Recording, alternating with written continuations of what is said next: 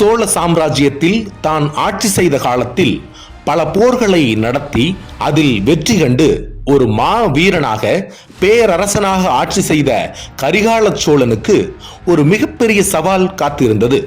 செல்வம், உணவு பொருட்கள் கொழித்த சோழ வளநாட்டில் திடீரென நாட்டு மக்களுக்கு உணவு பஞ்சம் ஏற்பட்டது. தன் நாட்டு மக்களுக்கு எப்படியாவது உணவு தர வேண்டும் என்று எண்ணிய கரிகாலன் இலங்கை மற்றும் பர்மா ஆகிய நாடுகளிலிருந்து உணவுப் பொருட்களை வரவைத்து விநியோகித்தார். உணவு பஞ்சம் ஏற்பட்டதற்கு காரணம் காவிரி என்பதை அறிந்து கொண்டார்.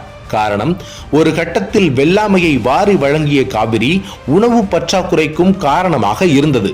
தொடர் மழையின் காரணமாக ஏற்பட்ட வெள்ளப்பெருக்கால் விளைநிலங்கள் அழிந்தும் கடும் வெயில் காலங்களில் போதிய நீரின்றி காவிரி ஆறு காய்ந்தும் போனது. ஆக வெள்ளத்தின் வேகத்தை குறைத்தால் போதும், தண்ணீரை சேமித்து விளைநிலங்களுக்குள் வெள்ளம் வருவதை தடுக்கலாம் என முடிவு செய்தார் கரிகால சோழன். அதன்படி எந்தெந்த இடத்தில் காவிரியால் விவசாயம் பாதிக்கப்படுகிறது என கணித்தார். அதில் காவிரி ஆறு அகலம் சிறியதாகவும் கொள்ளிடம் அகண்டும் காணப்பட்டதை தெரிந்து கொண்டார். ஆக இந்த இடத்தில் அணையை கட்ட முடிவு செய்து அதற்கான வேலையை தொடங்கினார் கரிகால சோழன். நீரோட்டத்தின் குறுக்கே அணை கட்டினால் மண் அரிப்பு ஏற்படும், அதுவே நீரோட்டத்திற்கு இணையாக கட்டினால் மண் அரிப்பை குறைக்க முடியும் என அப்போதே கணித்திருந்தார் கரிகாலன்.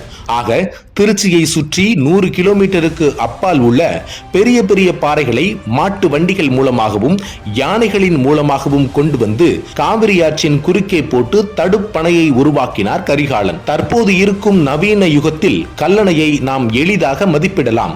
ஆனால் காவிரியில் இந்த இடத்தில் பாறைகளை போட்டால் இந்த இடத்தில் வந்து சேரும் என்பதை 1000 ஆண்டுகளுக்கு முன்பிருந்த அந்த காலத்திலேயே துல்லியமாக அறிந்திருந்தார் கரிகால சோழன். இவ்வாறு ஓடும் நீரில் கல்லை போட்டு போட்டு கல்லணையை கட்டி முடித்தார் கரிகால சோழன். உலகத்தில் இன்றளவும் புழக்கத்தில் இருக்கும் மிக பழமையான அணை என்ற பெருமையும் நம் கல்லணைக்கு உண்டு.